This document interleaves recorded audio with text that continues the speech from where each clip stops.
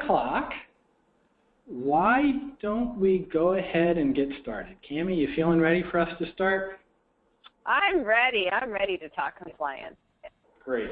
Hi, everybody. I'm Chip Cleary. Just wanted to welcome you and thank you for joining today. This is the fourth and final event in a series of rapid webinars that we've been holding on blended learning. And so just as we jump into it, let me give you a little bit of the lay of the land in case you hadn't participated in one of the earlier events. What we've seen over the years is that blended learning has been a hot topic. And years ago, I think we had a sense of blended learning is interesting, but a little bit ill-defined. What do we mean by blended learning? And from our perspective, I think we're seeing blended learning sort of reaching an interesting place in the maturity curve, where there's a number of organizations that have had significant experience over the past 5 years or so trying to move towards blended learning solutions and have some great examples to learn from, to work from. And other organizations are moving down that change curve. And so when we were thinking about how can we share out something that would be useful, what we thought would be helpful is to be able to share what we call worked examples, just examples of blended learning that works. We have done that in order to make it more applicable to folks. We've broken that down by different areas. So we've had a webinar on sales training, a webinar on leadership training, a webinar on orientation, onboarding, and today's our final one on compliance. So thanks for joining our fourth of four. What we're going to do today is dig into 30 minutes of examples on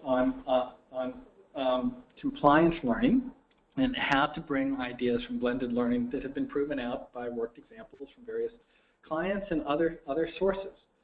Cami, if you just move on to the next slide to introduce who's on the line for us. I'm Chip Cleary. We're both with Kineo. I'm Chip Cleary. I'm our Vice President of Solutions and Consulting. So my role is to help understand what issues clients face and how we can bring powerful learning solutions to help address them. And Cami, can I ask you to introduce yourself? You can ask me that, Chip. I'm Cami Bean, and I am an instructional designer. I've been in the e-learning business since the mid-1990s, which is hard to believe, and kind of seen it all from the compliance standpoint. Have seen a lot change in this industry and a lot not change. At Kineo, I've been leading up our learning design team for many years here. I've been with Kineo UF since the very beginning.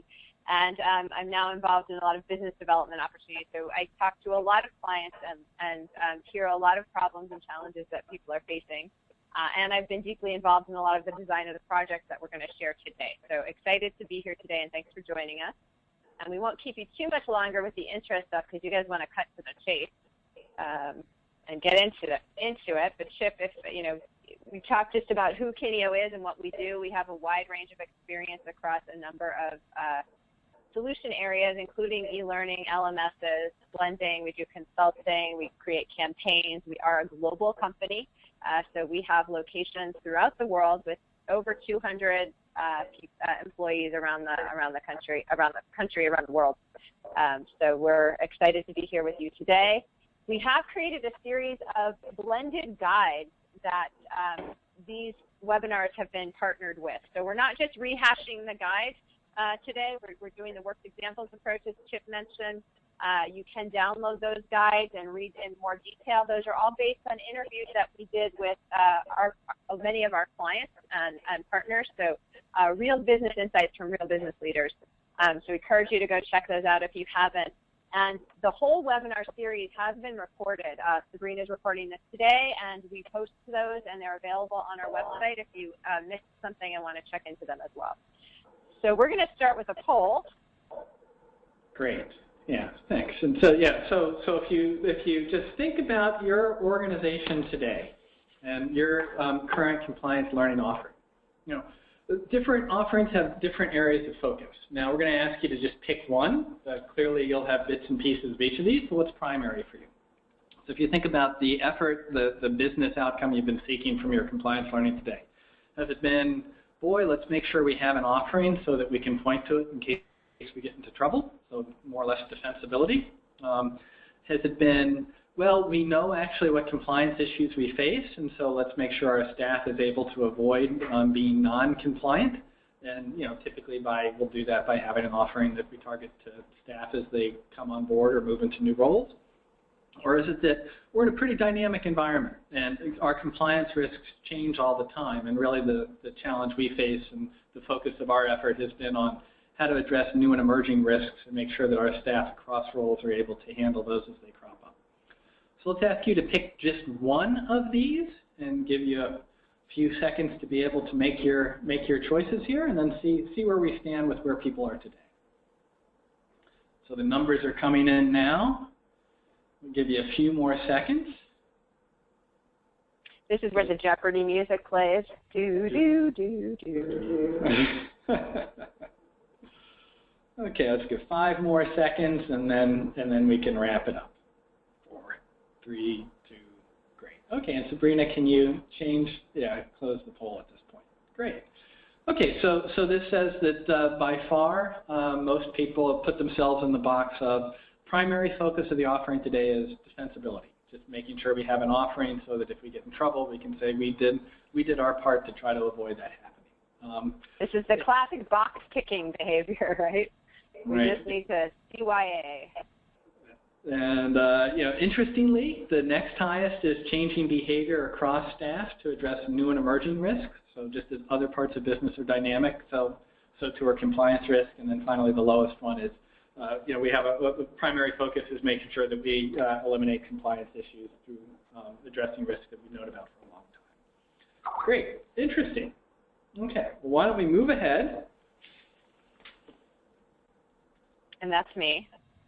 Great. All right, excellent. So today we're going to dive into kind of 3 areas that we've heard from our clients and that we've seen over the years in our work with compliance. We do a fair amount of compliance training programs here at Kineo for our clients. So we've got lots of experience in this area. So 3 areas where we see people don't get it right. And what's the antidote to that? One is it's just not positioned right. So the programs are put out there in a way that people don't really get why they should care about it. So we're going to talk about that. 2, and this is my favorite one, is that it's just not designed well. There's a lot of really poor quality content put up on websites and LMSs in order to tick that box. So we're not engaging people and pulling them in. And then thirdly, we're not supporting change. So we need to think about taking a longer-term view of compliance, which is about building sustained messaging and building in the right kinds of support along the way. So let's dive in now. We're going to talk about point number 1. Getting people to care. So Cami mentioned the idea of box ticking, and as we looked at the survey results, it seemed like many of you felt that the primary focus of your current offering is defensibility. And I think it's probably safe to assume that you would believe that you'd want to get a bigger business result out of your compliance training that was really focused on eliminating compliance risk, not simply making sure that you had a defensible position. And one of the clear challenges for that is that if you would reach out to your friends and neighbors and say, boy, I have some corporate compliance training for you to take, would you like to sample it? You might not get a very enthusiastic response to that. Interestingly, you mentioned that we had talked about leadership a few weeks ago, and we've been doing some work in needs assessment and leadership, in particular around setting expectations. And one of the lessons that's coming out there is that oftentimes new supervisors focus on telling people what to do, but they don't necessarily bring them into why it's important. And without understanding why it's important, it's really hard for a person to guide their behavior. It's really hard for a person to care. And the first theme we have here is the direct analog to that in the compliance space, which is if I'm an employee in a corporation and you begin telling me rules and procedures, well, those rules and procedures were created for a reason. There were problems, there were issues, and these are meant to be helpful.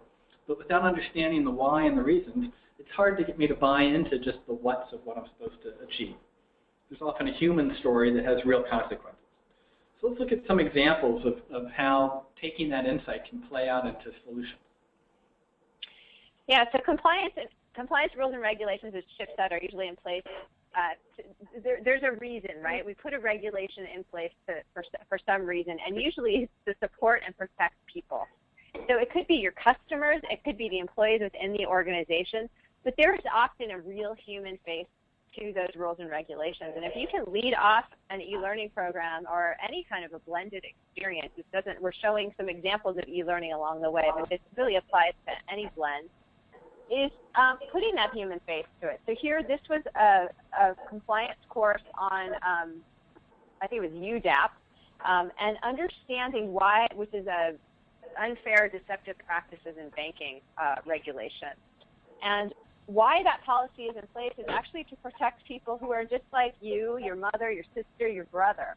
Putting a human face to it and giving it to a story makes it much more emotional and gets people to sit up and say, oh, okay, I get why this regulation matters, and thus you're more likely to pay attention to it. So consider how you can put that human face on it, is one real tip that we've had a lot of traction with.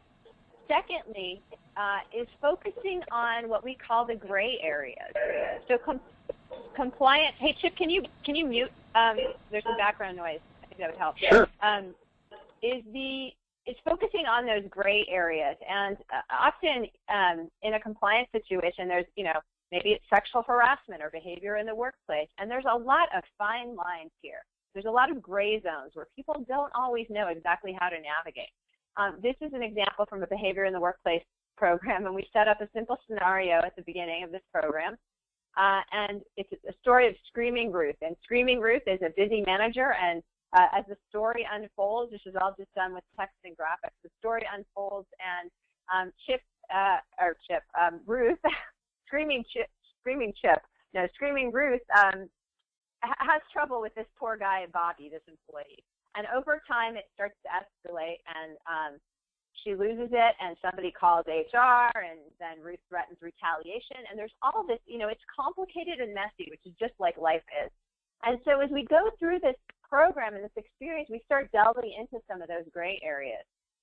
You want people to be able to apply this into the real world, which is not neat and clean. So if you can find ways to get into the gray, asking questions that may not have clear right or wrong answers, but great discussion. That's perfect in a blended environment where you're finding many ways to get the content out there and to engage people. Another strategy is really to get people involved in some reflective ways with the content. This program was this is a compliance program for volunteers who worked with scouts and children in the UK. And they had a specific code of behavior that they needed to follow, and really asking them to reflect on how confident they were that they understood it and that they knew what to do.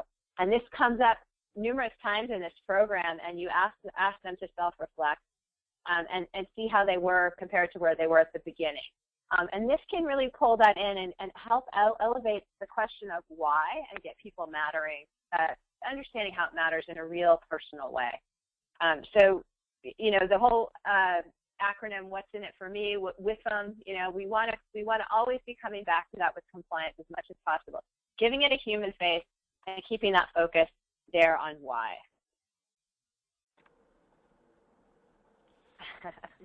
And here's my favorite one. Design for engagement. No, not to go out and get engaged. Get your learners engaged with your content. Yes. So you know what I mean by engagement. So what we just went through with the notion of explaining why, was a slant on the content. Before you tell me what to do, help me understand why. But even in telling me what to do, there's the notion of gray areas, which is where I'm going to struggle is not necessarily following the list of steps. Where I'm going to struggle is when I'm in a situation where one value, contends with another value, and I have to make a choice between them. And so focusing on the gray areas help me understand how this is going to help me in the field. That helps with the why. But then once we're there, there's a question of what's the relationship I have with the compliance content that you're providing me. How do I engage with it? And so when you have the stories and the humanity in your compliance content, you've started to engage, but how do you actually carry through on that? Once you've had the hook, and I understand what's in it for me, what can we do to take what otherwise could be dreadfully boring compliance content? So Cami, you have some examples from that? I do, if I can find where my mouse went and click in the right place. So Chip mentioned hooking people in, and stories are great ways to do that and to hook them in. This is a compliance program for a restaurant, and it was all about food safety and preparation. And it became a graphic novel with Dr. Spotless investigating and finding out what caused this outbreak of salmonella in this organization. So it's finding that good story, and this really engagement really kind of connects back to that first piece very strongly, the why, and threading that story throughout this. So you're giving it a human face, but you're also finding some fun ways to do it. Graphic novels can be really fun, and who thought that compliance could be fun? Here's another example. This is for an entertainment company, and they wanted to do kind of comic book style, and they really wanted to pull people in. This could have been really boring. Here's what our social media policy is. And we could have just put all the data and bullets up on the screen. We could have regurgitated the policy itself. But instead, we want to put it into context and give people, in this case, we had cases that you had to solve, and there was a bit of a challenge. So you had to work through all of these scenarios and figure out who done it. And you're part of the Barclay and Fisk Detective Agency, so we want you to help solve the crime. So we're getting people involved in a very engaging way. And this organization has a tremendous uptake in the courses. It was a compliance course, but people loved it. It is possible for people to love it. I'm switching over to some of the questions right now. Janet was asking what tools that do we use to develop our training, and we use a wide variety. This program that I'm showing right now was a course we built in Flash a number of years ago. This next example is actually Storyline. So we're fairly tool agnostic. Another example of finding ways to pull people in and make it meaningful is to drop them into the story. We call this a goal-based scenario. So I mean, we're engaging you by you're James, or meet James. James is new to the organization. He came over from another company, and he's trying to figure out how this policy applies to him. Now, we could have just put the policy up there, but instead what we do is drop you into a situation, and now you have some decision points that you have to make all along the way here. And you can answer the questions. You might be able to make a guesstimate, but if you're stuck, you can go off and find the boring, dry tutorial content. We actually have the guideline right there. We have the information here. You can hear from an expert. So drop them into a situation, give them a goal. They have to help James navigate the situation, and give them the resources to figure out how to solve the problems and the decision points as they come to them. That is way much more like the real world, isn't it? Rather than just putting the policy up on the screen. How do we apply these policies into our own life? And those are often the challenges that people have to face. And now we're on to point number 3. The third point, as I'm talking on mute, but the third theme has to do with rethinking what kind of relationship we want to have with our participants as we work with compliance content. So the examples we've shown so far, they look like they're snippets taken out of events. I have now been through this e-learning course. I've now been through this live experience. What we're finding is that, in fact, taking a lesson from the world of advertising and marketing and moving from an event to an ongoing relationship becomes really important to change behaviors that often aren't the primary things on our audience's mind. So if you think about, how many times an ad must go up on TV before that sinks into you that there's another product in the world that you might want to consider, you can begin to think about, when we want to change behavior for compliance scenarios, for compliance settings, do we want to borrow some of those same ideas about frequency and touch over time? And so, the third theme here is that we've heard loud and clear in our insights that we need to find a way to support change by delivering our training in something that goes beyond perhaps a single event. So we use the word campaigns for that. So Cami, can you give us some examples about what it means to move beyond an event and think long term and think about campaigns? I can give some great examples. So, if you think back to what we still do these today, so public service announcements. Do you remember the crying Indian from the 70s? I'm dating myself, I know. Or this is your brain on drugs. right? We had these public service announcement messages that we were exposed to in many different formats over time. Advertising's really good at this. So there could be a commercial on TV, there's a billboard, there's a poster, lots of collateral, and you're getting exposed to messages over a long period of time. And that's really what the campaign is about, and it works really well in compliance situations because you're trying to change behavior, hopefully, for the long term. And it's not just that one single event that we want to be thinking about. We've got to get the message out there. We've got to reinforce it. We've got to get it top of people's minds. Often we're trying to change habits of behavior, and that takes time. That's serious behavior change. So putting a sustained campaign in place could look something like this, and this is back to the entertainment company example, where they created a whole long-term campaign that had video promotions that started things off where these characters, Barkley and Fisk, were just kind of bumbling fools and making lots of social media faux pas and data faux pas. This is for their data and compliance department. They had posters all over campus and on the lot, and they had the benefit of having great collateral to work with.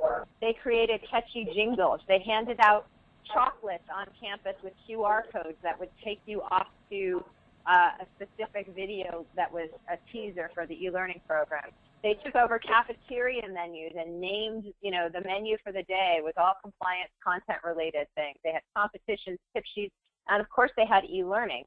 So it was this campaign that was spread out really over a course of a year. It's putting that marketing hat on and thinking about different ways to engage people. So it's truly a blend, really pulling in that word blend in a very meaningful way. And then, of course, it's designing for engagement. So we've talked about that. We've looked at some of these examples already. So it's making sure that all those elements as part of that campaign have something to them that are going to make people sit up and listen and pay attention and want to get through it.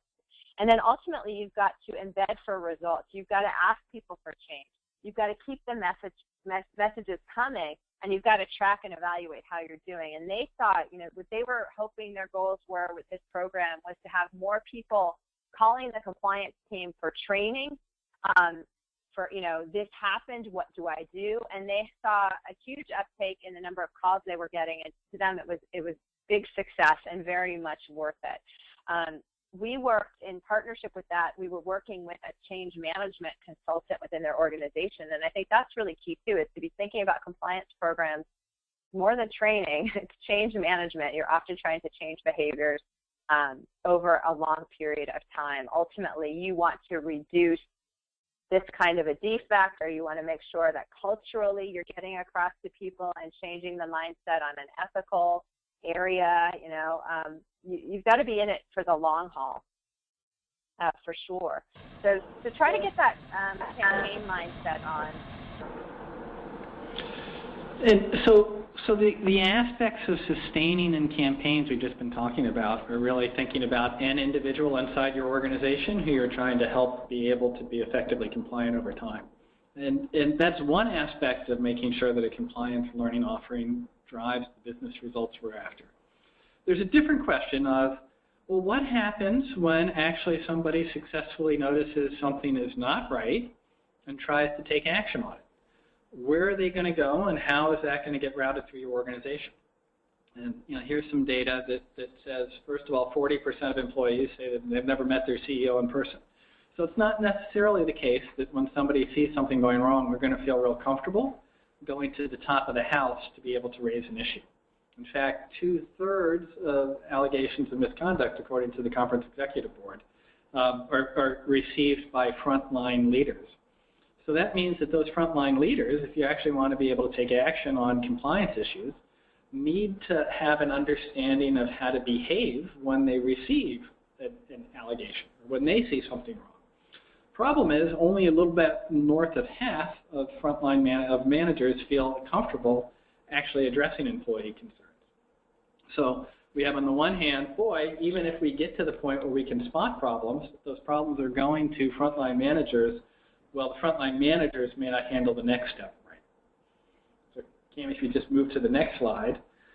So there's a question, part of sustaining is thinking not only about how do we raise awareness and build the skills required to be compliant in staff so that individuals can do the right thing, but also how do we beef up our organization's muscle when it comes to responding to things when they go wrong, because inevitably that will happen in organizations.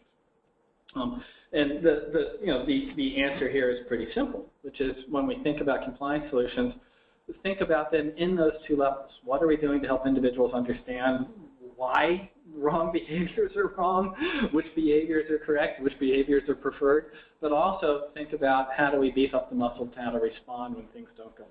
So, I mean, if you imagine that this is a frontline manager in your organization and she's just heard from an employee about a problem, you know, she now all of a sudden, well, she's freaking out. How is it that she's going to know what to do if she's like most frontline leaders and she doesn't exactly know how to prioritize this and she's got 14 other things to get done in the next 40 minutes?